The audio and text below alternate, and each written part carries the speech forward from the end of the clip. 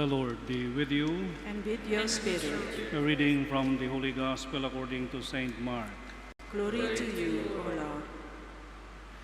Jesus departed from there and came to his native place, accompanied by his disciples. When the Sabbath came to begin, he began to teach in the synagogue, and many who heard him were astonished. They said, "Where did this man get all this? What kind of wisdom has been given him? What mighty deeds are wrought by his hands? Is he not the carpenter, the son of Mary, and the brother of James and Joseph and Judas and Simon? And are not his sisters here with us?" And they took offense at him. Jesus said to them, "A prophet is not without honor, except in his native place, and among his own kin, and in his own house."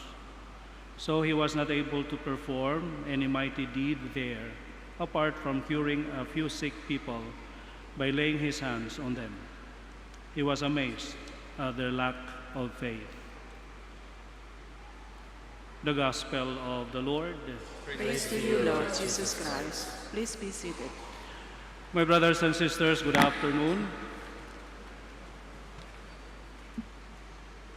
Days or weeks before, we anticipated a long wait for us to make use again of the road by the left side, or Barat, yeah? CC Barat.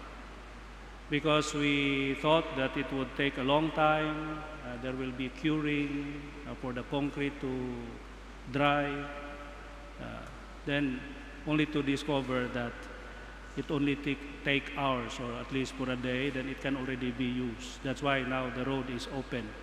We were even wondering why they already started here in front. We thought that it will be finished first, then they will start here. But immediately they started because they were confident that it can be open soon. So this is what we call misconception, because we have our own understanding, our limited understanding, the data that we have. Now, the same thing with the many things that concern our faith. For example, there are those who think that life should have no problems, that problems are problems, meaning they should be erased, they should be taken away, and things like that. And in the first reading, we learned that it's not that way. In fact, when St. Paul asks for the thorn of the flesh, he has his personal issue to be taken away from him. The Lord said, "No, it should be always with you. At least that will make you humble. That will make you feel the need of God." My batchmate would always joke, "Oh, you are," when somebody noticed a defect in him, he would say, "Well, that's normal, because without this defect, I will be like God." Meaning to say, as human beings, we have our own weaknesses. The moment we don't have any, then we begin to think big of ourselves. And that's what actually happened to Lucifer, because he was the best, the perfect, the most perfect angel. That's why he started worshiping himself, because he saw himself as so beautiful, so powerful, so intelligent. Then he began to think that he is God. He forgot that he was also one of the creations of God. So that's one thing that we have to remember. That's why whenever we have our own shortcomings, let us look at it as a way to rise up. It's like a stepping stone to greatness. Because when we don't have problems in life, when we don't have issues in life, then life will be shallow. And that's what I felt when I was still a seminarian. Things were so smoothly running. I don't have much problem in life until such time that I prayed to God for problems, because I thought that life can be boring or can be shallow when there are problems. It's also not so good, because when I prayed, I was heard. So I had my personal problems and things like that. But still I was grateful, because with those problems, the struggles that I went through or we go through the moment we have those, will make us more mature, more prepared to life. Just like playing any sports.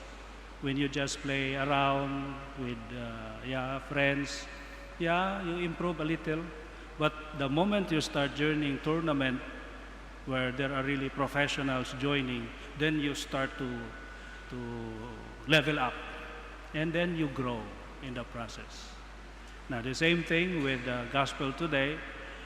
The people did not go or penetrate what is the skin limit, because what they saw is what they think.